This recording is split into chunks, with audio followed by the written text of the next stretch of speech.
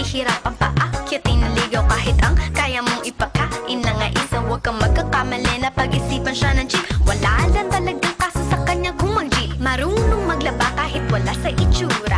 Di na niya rin kailangan pa pamustura. At kahit na kanino mo dali nagpakilala na GGV ang lahat sa galing niya makisama. Di na nakala, di na mumulis ng cellphone yan. Pero magloko ka lang, lagot at mapipektasan. Oo, magaling siya makipagbiruan, pero ang puso mo'y hinding-hindi paglalaroan.